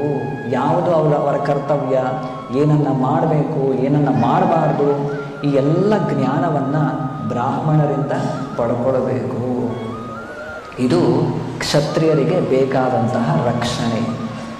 ಇದು ಇಲ್ಲದೇ ಇದ್ದಾಗ, if Kshatriyas are not guided by Brahmanas, ಅವರ ಒಂದು ಗೈಡೆನ್ಸ್ ಇಲ್ಲ ಅಂದರೆ ಅವ್ರಿಗೆ ಹೇಗೆ ಬೇಕೋ ಹಾಗೆ ಹಣ ಇದೆ, ಧನ ಇದೆ, ಬಲ ಇದೆ, ಇನ್ಯಾರ ಮೇಲೆ ಹೋಗಿ ದಬ್ಬಾಳಿಕೆ ಮಾಡೋದು, ಅದರ ಒಂದು ಪರಿಣಾಮವನ್ನು ಅವರು ಕಾಣ್ಕೊಳ್ತಾರೆ. ಎಲ್ಲ ಅವ್ಯವಸ್ಥೆ ಆಗಿಬಿಡುತ್ತೆ. ಹಾಗಾಗಿ ಬ್ರಾಹ್ಮಣರಿಗೆ ಒಬ್ಬ ಕ್ಷತ್ರಿಯ ತನ್ನ ಶಕ್ತಿಯ ಮೂಲಕ ರಕ್ಷಣೆಯನ್ನು ಕೊಡಬೇಕು. ಒಬ್ಬ ಬ್ರಾಹ್ಮಣ ಕ್ಷತ್ರಿಯನಿಗೆ ತನ್ನ ಉಪದೇಶಗಳ ಮೂಲಕ ರಕ್ಷಣೆಯನ್ನು ನೀಡಬೇಕು. ಈ ರೀತಿ ಮಾಡಿದಾಗ, ಪರಸ್ಪರರಲ್ಲಿ ಸಹಕಾರ ಇದ್ದಾಗ ಇಬ್ಬರಿಗೂ ರಕ್ಷಣೆ ಸಿಗುತ್ತೆ. ಇದು ಭಗವಂತನ ವ್ಯವಸ್ಥೆ. ಈ ವ್ಯವಸ್ಥೆಗೆ ವಿರುದ್ಧವಾಗಿ ನಾವೇನೋ ನಮ್ಮ ಮನಸ್ಸಿಗೆ ಬಂದಿದ್ದು ನಾವು ಮಾಡಿಕೊಂಡ್ರೆ, ಅಥವಾ ಸಮಾಜವನ್ನು ಬೇರೆ ರೀತಿ ಹೇಗೋ ವಿಭಜನೆ ಮಾಡಿ ಇನ್ಯಾವುದೋ ರೀತಿ ನಾನು ಎಸ್ಟಾಬ್ಲಿಷ್ ಮಾಡ್ತೇನೆ ಅಥವಾ ಇದನ್ನು ಅಡ್ಮಿನಿಸ್ಟ್ರೇಷನ್ ಮಾಡ್ತೇನೆ ಅಂತ ಹೋದರೆ ಅದು ಸಕ್ಸಸ್ಫುಲ್ ಆಗೋದಿಲ್ಲ. ಭಗವಂತ ಯಾವ ರೀತಿ ಸಮಾಜದ ವ್ಯವಸ್ಥೆ ಇರಬೇಕು ಅಂತ ಆದೇಶವನ್ನು ಕೊಟ್ಟಿದ್ದಾನೆ, ಆ ರೀತಿ ರೂಪಿಸ್ಕೊಂಡಾಗ ಮಾತ್ರ ನಿಜವಾದ ಯಶಸ್ಸನ್ನು ನಾವು ಕಾಣಲಿಕ್ಕೆ ಸಾಧ್ಯ. ನೋಡಿ, ಇಲ್ಲಿ ಇರೋ ಒಂದು ಕೆಲವು ಕನ್ಕ್ಲೂಷನ್ಸ್. ಇಲ್ಲಿ ಬ್ರಾಹ್ಮಣ, ಕ್ಷತ್ರಿಯ, ವೈಶ್ಯ, ಶೂದ್ರ ಇದ್ರ ಬಗ್ಗೆ ಮಾತನಾಡ್ತಿದ್ದೇವೆ. ಈಗ ಕಲಿಯುಗದಲ್ಲಿ ವಿಶೇಷವಾಗಿ ಯಾರು ಬ್ರಾಹ್ಮಣ, ಯಾರು ಕ್ಷತ್ರಿಯ, ಇವೆಲ್ಲವೂ ಕೂಡ ಮೇಲೆ ಕೆಳಗಾಗ್ಬಿಟ್ಟಿದೆ. ಹಾಗಾಗಿ ಕಲಿಕಾಲೆ ಧರ್ಮ ಕೃಷ್ಣನಾಮ ಸಂಕೀರ್ತನ. ಈ ಕಲಿಯುಗದಲ್ಲಿ ನಾವು ಆಚರಣೆ ಮಾಡಬಹುದಾದಂತಹ ನಿಜವಾದ ಧರ್ಮ ಯಾವುದು ಅಂದರೆ ಸಂಕೀರ್ತನ, ಭಗವಂತನ ನಾಮದ ಶ್ರವಣ ಮತ್ತು ಕೀರ್ತನೆ. ಇದೇ ನಿಜವಾದ ಧರ್ಮ. ಕೃಷ್ಣ ಭಗವದ್ಗೀತೆ ಕೊನೆಯಲ್ಲಿ ಹೇಳೋದು, ಸರ್ವಧರ್ಮಾನ್ ಪರಿತ್ಯಜ್ಯ ಮಾಂ ಏಕಂ ಶರಣಂ ವ್ರಜ ಅಹಂ ತ್ವಾಂ ಸರ್ವ ಪಾಪೇಭ್ಯೋ ಮೋಕ್ಷಯಿಷ್ಯಾಮಿ ಮಾ ಶುಚಃ. ನಮಗೆ ಆ ಧರ್ಮ ಈ ಧರ್ಮ ನಮಗೆ ಗೊತ್ತಾದರೆ, ಇದೊಂದು ಧರ್ಮವನ್ನು ನಾವು ಪರಿಪಕ್ವವಾಗಿ ಪಾಲನೆ ಮಾಡಿದ್ರೆ ನಮಗೆ ಬೇಕಾದಂತಹ ಎಲ್ಲ ರಕ್ಷಣೆ ನಮಗೆ ಸಿಗುತ್ತೆ. ಈಗ ಯಾರೋ ಹೇಳ್ಬೋದು, ಅರೆ ನನಗೆ ನನ್ನ ತಂದೆ ತಾಯಿ ಸರಿಗೆ ನೋಡ್ಕೊಳ್ತಾ ಇಲ್ಲ, ಅಥವಾ ನನ್ನ ಮಕ್ಕಳ ಬಿಟ್ಬಿಟ್ಟು ಹೋಗ್ಬಿಟ್ಟಿದ್ದಾರೆ, ನನಗೆ ರಕ್ಷಣೆ ಇಲ್ಲ, ಅಥವಾ ದೇಶದ ವ್ಯವಸ್ಥೆ ಸರಿ ಇಲ್ಲ, ಎಷ್ಟೆಲ್ಲ ಪ್ರಾಬ್ಲಮ್ಸ್ ಇದೆ, ಹೀಗೆ ಏನಿದೆಲ್ಲ ನೂರಾರು ಎಲ್ಲವನ್ನ ಸರಿ ಮಾಡ್ತೀವಿ ಅಂತ ಹೋದರೆ ಅದು ಅಷ್ಟು ಸುಲಭ ಅಲ್ಲ. ನಮಗೆ ನಾವು ರಕ್ಷಣೆಯನ್ನು ನೀಡಿಕೊಳ್ಬೇಕು ಅಂದರೆ ನಾವು ಭಗವಂತನಿಗೆ ಶರಣಾಗತರಾಗಬೇಕು. ಅವನು ಕೊಟ್ಟಂತಹ ಉಪದೇಶವನ್ನು ನಾವು ಕಟ್ಟುನಿಟ್ಟಾಗಿ ಫಾಲೋ ಮಾಡಿದ್ರೆ ನಮಗೆ ಬೇಕಾದಂತಹ ರಕ್ಷಣೆ ನಮಗೆ ಸಿಗುತ್ತೆ. ಇಲ್ಲಿ ಇನ್ನೊಂದು ನಾವೇನು ಅರ್ಥ ಮಾಡಿಕೊಳ್ಬೇಕು, we require help, alone we are weak. ಯಾರಾದರೂ ಈ ಒಂದು ಮನಸ್ಥಿತಿಯಲ್ಲಿದ್ದರೆ, ಏನು ನನಗೆ ಯಾರ ರಕ್ಷಣೆ ಬೇಕಾಗಿಲ್ಲ, ನನ್ನ ಕಾಲ ಮೇಲೆ ನಾನು ನಿಂತ್ಕೊಳ್ತೇನೆ, ನಾನು ದುಡಿತೇನೆ, ನಾನು ಹಣವನ್ನು ಸಂಪಾದನೆ ಮಾಡ್ತೇನೆ, ಅಥವಾ ನಾನು ಯಾರಿಗೂ ಮೋಸ ಮಾಡೋದಿಲ್ಲ, ಯಾರಿಗೂ ತೊಂದರೆಯನ್ನು ಕೊಡೋದಿಲ್ಲ, ನನ್ನನ್ನು ಯಾರೂ ಟಚ್ ಮಾಡೋ ಹಾಗಿಲ್ಲ, ಏನು ಮಾಡೋದು, ಈ ಭೌತಿಕ ಜಗತ್ತು ಈ ರೀತಿ ಇರಲಿಕ್ಕೆ ನಿಮ್ಮನ್ನು ಬಿಡೋದಿಲ್ಲ. ಒಂದಲ್ಲ ಒಂದು ದಿನ ರೋಗ, ಮುಪ್ಪು, ಓಲ್ಡ್ ಏಜ್, ಡಿಸೀಸ್, ಡೆತ್ ಇವೆಲ್ಲವೂ ಕೂಡ ನಮ್ಮನ್ನು ಬಾಧಿಸುತ್ತೆ. ಆಧ್ಯಾತ್ಮಿಕ ಕ್ಲೇಶ, ಅಧಿದೈವಿಕ ಕ್ಲೇಶ, ಅಧಿಭೌತಿಕ ಕ್ಲೇಶ, ನಮ್ಮ ಮನಸ್ಸು ಮತ್ತು ಇಂದ್ರಿಯಗಳೇ, ಅನ್ಕಂಟ್ರೋಲ್ಡ್ ಮೈಂಡ್, ಅನ್ಕಂಟ್ರೋಲ್ಡ್ ಸೆನ್ಸಸ್ ಇವೇ ನಮ್ಮನ್ನು ಬಾಧಿಸುತ್ತೆ. ಮತ್ತು ಭೌತಿಕ ಕ್ಲೇಶ, ಬೇರೆ ಜೀವಿಗಳು ನಮ್ಮನ್ನು ಸುಮ್ಮನೆ ಇರಲಿಕ್ಕೆ ಬಿಡೋದಿಲ್ಲ. ನಮ್ಮ ಅಸ್ತಿತ್ವವೇ ಇನ್ನೊಂದು ಜೀವಿಗೆ ಅವರ ಒಂದು ಸೆನ್ಸ್ ಗ್ರ್ಯಾಟಿಫಿಕೇಷನ್, ಇಂದ್ರಿಯ ತೃಪ್ತಿಗೆ ಬಾಧಕವಾಗಿರುತ್ತೆ. ಯಾಕಂದರೆ ಪ್ರತಿಯೊಬ್ಬರು ನಾವೇನು ಭೌತಿಕ ಜಗತ್ತಿನಲ್ಲಿ ವಿ ಆರ್ ಸೆಲ್ಫ್ ಸೆಂಟರ್ಡ್. ನಾನು ಇದ್ದೇನೆ, ನನ್ನ ಸುತ್ತ ಇರುವ ಎಲ್ಲ ವ್ಯವಸ್ಥೆಯು ನನ್ನ ಇಂದ್ರಿಯ ತೃಪ್ತಿಗೆ ಬೇಕು. ಎಲ್ಲರೂ ಕೂಡ ನಾನು ಹೇಳಿದಾಗೆ ಕೇಳಬೇಕು. ಪ್ರತಿಯೊಬ್ಬರ ಮನಸ್ಥಿತಿ ಇದೇ ರೀತಿ ಇರುತ್ತೆ. ಪಕ್ಕದಲ್ಲಿರುವ ವ್ಯಕ್ತಿನೂ ಇದೇ ರೀತಿ ಯೋಚನೆ ಮಾಡ್ತಾನೆ. ನಾನು ಎಲ್ಲರೂ ಕೂಡ ನನ್ನ ಮಾತು ಕೇಳಬೇಕು, ಎಲ್ಲ ವ್ಯವಸ್ಥೆ ನನಗಿರಬೇಕು ಅಂತ. ನಾವು ಅವನ ಪಕ್ಕದಲ್ಲಿದ್ದರೆ ಸಾಕು, ಅವನಿಗೆ ನ್ಯಾಚುರಲಿ ಎನ್ವಿಯಸ್ನೆಸ್ ಮಾತು ಸರಿಯಾಗಿ ಹುಟ್ಟುತ್ತೆ. ನಮ್ಮ ಅಸ್ತಿತ್ವವೇ ಇನ್ನೊಬ್ಬ ವ್ಯಕ್ತಿಗೆ ಅವನ ಇಂದ್ರಿಯ ತೃಪ್ತಿಗೆ ಅದು ಬಾಧಕ ಆಗಿರುತ್ತೆ. ಅದನ್ನು ಯಾರೂ ಸಹಿಸೋದಿಲ್ಲ. ಹೀಗಾಗಿ ಪ್ರತಿಯೊಬ್ಬರು ಒಬ್ಬರನ್ನ ಇನ್ನೊಬ್ಬರು, ಅವ್ರನ್ನ ಮತ್ತೊಬ್ಬರು ಅಟ್ಯಾಕ್ ಮಾಡೋದು ಇದು ಸರ್ವೇ ಸಾಮಾನ್ಯ ಈ ಭೌತಿಕ ಜಗತ್ತಿನಲ್ಲಿ. ಹೀಗೆ ಆದಿ ಭೌತಿಕ ಕ್ಲೇಶ ಮತ್ತು ಆದಿ ದೈವಿಕ ಕ್ಲೇಶ, ಸೂಪರ್ ನ್ಯಾಚುರಲ್ ಫೋರ್ಸಸ್, ಅತಿವೃಷ್ಟಿ, ಅನಾವೃಷ್ಟಿ, ಭೂಕಂಪ ಇತ್ಯಾದಿ ಇವೆಲ್ಲವೂ ಕೂಡ ನಮ್ಮನ್ನು ಬಾಧಿಸುತ್ತೆ. ಹೀಗಾಗಿ ನಮಗೆ ರಕ್ಷಣೆ ಬೇಕು. ನೋಡಿ, ಇದು ರಕ್ಷಣೆ ಬೇಕು ಅಂತ ಅರ್ಥ ಮಾಡ್ಕೊಳ್ಳೋದೇ ಫಸ್ಟ್ ಸ್ಟೆಪ್, ಮೊದಲನೇ ಜ್ಞಾನ. ನನಗೇನು ಬೇಕಾಗಿಲ್ಲ, ನಾನು ಇಂಡಿಪೆಂಡೆಂಟ್ ಆಗಿರ್ತೀನಿ, ಆ ರೀತಿ ಸಾಧ್ಯವೇ ಇಲ್ಲ. ಅದಕ್ಕೆ ಸಾಕಷ್ಟು ಬೇರೆ ಬೇರೆ ಉದಾಹರಣೆಗಳ ಮುಂಚೆನೇ ನಾವು ಡಿಸ್ಕಸ್ ಮಾಡಿದ್ದೇವೆ. ಹೇಗೆ ಒಂದು ದೇಹದ ಒಂದು ಬೆರಳು, ನಾನು ಇಂಡಿಪೆಂಡೆಂಟ್, ಸ್ವತಂತ್ರವಾಗಿ ನಾನು ಜೀವನ ನಡೆಸ್ತೇನೆ, ಅದಕ್ಕೆ ಸಾಧ್ಯ ಇಲ್ಲ. ಅದು ದೇಹದ ಜೊತೆ ಇರಬೇಕು, ದೇಹದ ಒಂದು ವ್ಯವಸ್ಥೆಯ ಅಧೀನದಲ್ಲಿರಬೇಕು. ಆ ದೇಹಕ್ಕೆ ಬೇಕಾದಂತಹ ಒಂದು ಕರ್ತವ್ಯ ಅಥವಾ ಡ್ಯೂಟಿ, ಕೈ ಏನು ಕೆಲಸ ಮಾಡಬೇಕು ಅದು ಮಾಡಬೇಕಾಗತ್ತೆ. ಅದನ್ನು ಮಾಡಿದಾಗ ಅದಕ್ಕೆ ಬೇಕಾದಂತಹ ರಕ್ಷಣೆ, ಪಾಲನೆ ಎಲ್ಲವೂ ಕೂಡ ದೇಹದಿಂದ ಅದಕ್ಕೆ ಸಿಗುತ್ತೆ. ಇದು ಭಗವಂತನ ವ್ಯವಸ್ಥೆ. ಇದಕ್ಕೆ ವಿರುದ್ಧವಾಗಿ ನಾವು ಏನಾದರೂ ಐ ಆಮ್ ಇಂಡಿಪೆಂಡೆಂಟ್, ಸ್ವತಂತ್ರವಾಗಿರ್ತೇನೆ, ಹೇಗೋ ಇರ್ತೇನೆ, ಇದು ಯಾರಿಗೂ ಸಾಧ್ಯ ಇಲ್ಲ. ನಾವೆಲ್ಲರೂ ಕೂಡ ಭಗವಂತನ ಅಧೀನ. ಅವನ ರಕ್ಷಣೆಯಲ್ಲಿ ಮಾತ್ರ ನಾವು ಇರಲಿಕ್ಕೆ, ಬದುಕಲಿಕ್ಕೆ, ನಮ್ಮ ಜೀವನವನ್ನು ನಡೆಸಲಿಕ್ಕೆ ಸಾಧ್ಯ. ಹೀಗೆ ಒಂದು ಕಡೆ ಭಕ್ತಿ ವಿನೋದ್ ಠಾಕೂರವರು ಅವರ ಹಾಡಿನಲ್ಲಿ ಹೇಳ್ತಾರೆ, ಏಕಾಕಿ ಆಮಾರ ನಾಹಿ ಪಾಯ ಬಲ ಹರಿನಾಮ ಸಂಕೀರ್ತನೆ. ನಮಗೆ ಭಗವಂತನ ಭಕ್ತಿ ಸೇವೆ ಮಾಡಬೇಕು, ಸಂಕೀರ್ತನೆಯನ್ನು ಮಾಡಬೇಕು ಅಂದರೂ ಕೂಡ ನಾನು ಒಬ್ಬನೇ ಮಾಡ್ತೇನೆ, ಇಲ್ಲ, ಅದು ಕೂಡ ಸಾಧ್ಯ ಆಗೋದಿಲ್ಲ. ನಾವು ಭಕ್ತರ ಸಂಘದಲ್ಲಿದ್ದಾಗ ಮಾತ್ರ ಇದು ಸಾಧ್ಯ. ಭಕ್ತರ ಸಂಘದಲ್ಲಿ ಇದ್ದಾಗಷ್ಟೇ ನಮಗೆ ಯಾಕಂದ್ರೆ ನಾವು ಇಂಡಿವಿಜುವಲಿ ಮಾಯೆಯ ಶಕ್ತಿ ಅಷ್ಟು, ಅದರ ಪ್ರಭಾವ ಅಷ್ಟು ಬಲಶಾಲಿಯಾಗಿರುತ್ತೆ. ನಮ್ಮ ಇಂದ್ರಿಯಗಳನ್ನು, ಮನಸ್ಸನ್ನು ನಿಯಂತ್ರಣದಲ್ಲಿ ಇಟ್ಕೊಳ್ಳೋದು ಅಷ್ಟು ಸುಲಭ ಅಲ್ಲ.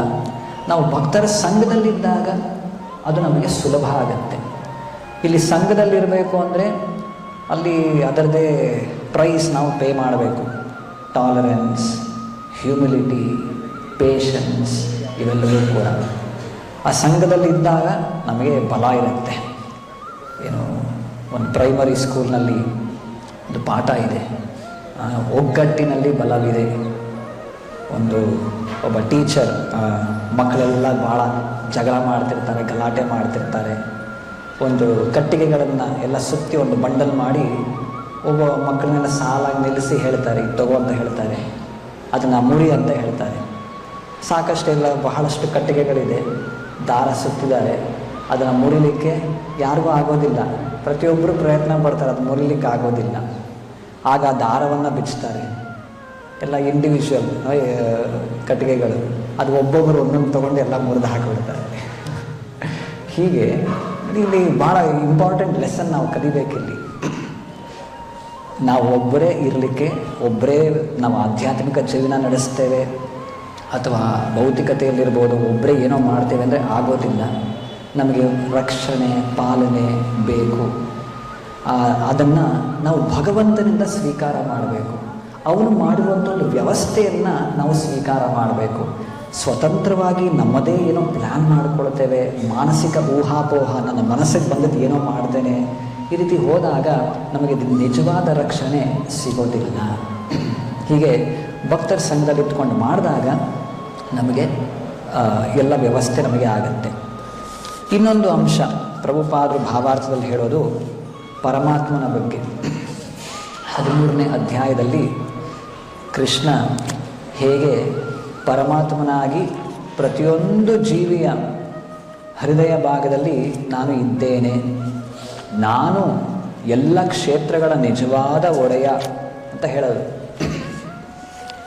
13ನೇ ಅಧ್ಯಾಯದ ಪ್ರಾರಂಭದಲ್ಲಿ ಅರ್ಜುನ ಪ್ರಶ್ನೆ ಮಾಡೋದು, ಪ್ರಕೃತಿಂ ಪುರುಷಂ ಚೈವ ಕ್ಷೇತ್ರಂ ಕ್ಷೇತ್ರಜ್ಞಮೇವ ಚ ಏತದ್ ವೇದಿತುಮಿಚ್ಛಾಮಿ ಜ್ಞಾನಂ ಜ್ಞೇಯಂ ಚ ಕೇಶವ. ಇದಕ್ಕೆ ಉತ್ತರವಾಗಿ ಕೃಷ್ಣ ಹೇಳೋದು, ಇದಂ ಶರೀರಂ ಕೌಂತೇಯ ಕ್ಷೇತ್ರಜ್ಞಂ ಇತಿ ಅಭಿಧೀಯತೆ ಏತದ್ ಯೋ ವೇತ್ತಿ ತಂ ಪ್ರಾಹುಃ ಕ್ಷೇತ್ರಜ್ಞಃ ಇತಿ ತದ್ವಿದಃ. ಈ ಶರೀರ ಒಂದು ಕ್ಷೇತ್ರ. ಈ ಶರೀರದ ಏನು ಜ್ಞೇಯ, ನೋವರ್ ಆಫ್ ದಿಸ್ ಬಾಡಿ, ಅವನು ಕ್ಷೇತ್ರಜ್ಞ. ಅಥವಾ ಕ್ಷೇತ್ರಜ್ಞ ಅಂದರೆ ಆತ್ಮ ಬಂದು ಕ್ಷೇತ್ರಜ್ಞ, ಈ ಶರೀರ ಬಂದು ಕ್ಷೇತ್ರ. ಸರಿ, ಇಷ್ಟೇ ಅಲ್ಲ, ಮುಂದೆ ಕೃಷ್ಣ ಹೇಳೋದು, ಕ್ಷೇತ್ರಜ್ಞಂ ಚಾಪಿ ಮಾಂ ವಿದ್ಧಿ ಸರ್ವಕ್ಷೇತ್ರೇಷು ಭಾರತ. ಇಲ್ಲಿ ಈ ದೇಹದಲ್ಲಿ ಒಬ್ಬನೇ ಕ್ಷೇತ್ರಜ್ಞ ಇಲ್ಲ, ಅಂದರೆ ಆತ್ಮ ಒಂದೇ ಇಲ್ಲ. ಓ ಅರ್ಜುನ, ಎಲ್ಲ ಕ್ಷೇತ್ರಗಳಲ್ಲಿ ಕ್ಷೇತ್ರಜ್ಞನಾಗಿ ನಾನು ಕೂಡ ಇದ್ದೇನೆ, ಪರಮಾತ್ಮನಾಗಿ. ಕೃಷ್ಣ ಹೇಳೋದು, ಕ್ಷೇತ್ರಜ್ಞಂ ಚಾಪಿ ಮಾಂ ವಿದ್ಧಿ ಸರ್ವಕ್ಷೇತ್ರೇಷು ಭಾರತ ಕ್ಷೇತ್ರ ಕ್ಷೇತ್ರಜ್ಞಯೋರ್ ಜ್ಞಾನಂ ಯತ್ತದ್ ಜ್ಞಾನಂ ಮತಂ ಮಮ. ಈ ಜ್ಞಾನವನ್ನು ಯಾರು ಅರ್ಥ ಮಾಡ್ಕೊಳ್ತಾರೆ, ಆತ ಮಾತ್ರ ಹೇಗೆ ನಿಜವಾದ ಒಂದು ಆತ್ಮ ಸಾಕ್ಷಾತ್ಕಾರವನ್ನು, ಭಗವಂತನ ಸಾಕ್ಷಾತ್ಕಾರವನ್ನು ಹೊಂದಲಿಕ್ಕೆ ಸಾಧ್ಯ. ಭಗವಂತ ಪ್ರತಿಯೊಬ್ಬರ ಹೃದಯದಲ್ಲೂ ಪರಮಾತ್ಮನಾಗಿ ಇದ್ದಾನೆ. ಇಲ್ಲಿ ಪ್ರಭುಪಾದ ಭಾವಾರ್ಥನ ಒಂದು ಉದಾಹರಣೆ ಕೊಡ್ತಾರೆ. ಹೀಗೆ ಸೂರ್ಯ, ಇಲ್ಲಿ ನಾವು ಇಲ್ಲಿ ನಿಂತ್ಕೊಂಡು ನೋಡ್ತೇವೆ, ಓ ಸೂರ್ಯ ನನ್ನ ತಲೆ ಮೇಲಿದ್ದಾನೆ ಈಗ ಅಂತ.